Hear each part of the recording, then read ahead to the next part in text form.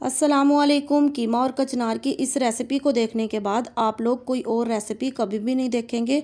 ये रेसिपी इतनी मज़ेदार और इतनी ऑथेंटिक तरीके से मैं सिखा रही हूँ कि आप इसके फ़ैन हो जाएंगे।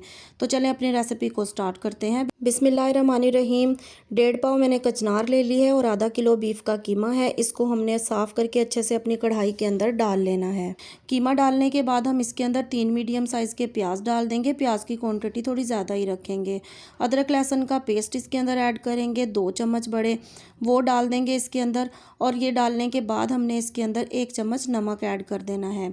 और इसके बाद हम आधा चम्मच घी या ऑयल का ज़रूर डालेंगे ताकि हमारा कीमा बहुत अच्छे से सॉफ्ट हो जाए। और ये भी एक बहुत ही मैजिकल टिप है।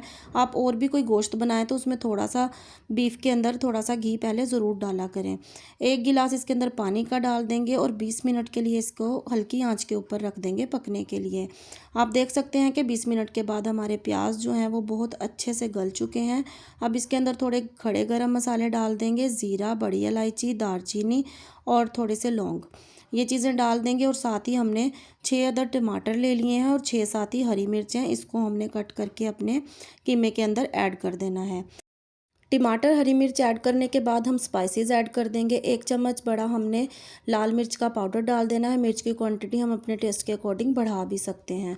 आधा चम्मच हल्दी पाउडर, आधा चम्मच ही इसके अंदर सूखे धनिए का पाउडर जाएगा।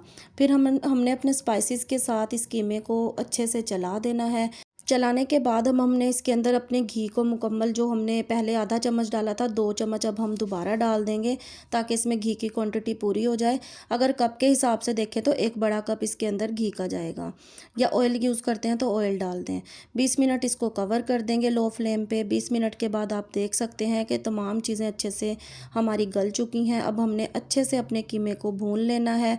मीडियम फ्लेम के ऊपर हम इसको अच्छे से भून लेंगे। जब इसका ऑयल हमें ऊपर नज़र आने लगे तो इसका मतलब है कि हमारा कीमा भुन चुका है। इसके अंदर अब हम कचनार ऐड कर देंगे। कचनार को 4-5 बार अच्छे से पानी से धो के इसको स्टेन होने के लिए रख दिया था और अब हमने इसको अपने कीमे के अंदर ऐड कर दिया है। इसको अच्छे से हम अपनी कचनार को चला देंगे। पानी वगैरह हमने इसके अंदर यूज़ नहीं करना। अगर हम इसके अंदर पानी डालेंगे तो हमारी कचनार के फूल जो हैं ये बिल्कुल खुल जाएंगे और ये ख़राब हो जाएंगे। आधी प्याली सिर्फ इसके अंदर हम दही की ऐड करेंगे। दही को ज़रूर डालिएगा। दही से हमारा जो ये कीमा और कचनार का सालन है ये बहुत ही अच्छा बन के तैयार होगा, बहुत ही चटपटा फ्लेवर देगा। इसको अच्छे से हमने दही के साथ चला देना है। और एक हमने टमाटर लेना है, ये हम इसके ऊपर से स्प्रिंकल करेंगे। इसका ये फ़ायदा होगा कि हमारे सालन में थोड़ा सा खट्टापन आ जाएगा और दूसरा हमारे सालन के अंदर ये टमाटर बहुत खूबसूरत लगेंगे। 20 से 25 मिनट के लिए हमने इसको लो फ्लेम के ऊपर रख देना है और बिल्कुल भी बार बार खोल के नहीं चलाना। 20-25 मिनट के बाद आप देख सकते हैं कि हमारे सालन की ये कंडीशन है। ऑयल हमारा ऊपर आ चुका है और हमारे कचनार के जो फूल हैं वो बहुत अच्छे से गल चुके हैं। आप देखें कि कितना अच्छा हमारा ये सालन लुक दे रहा है।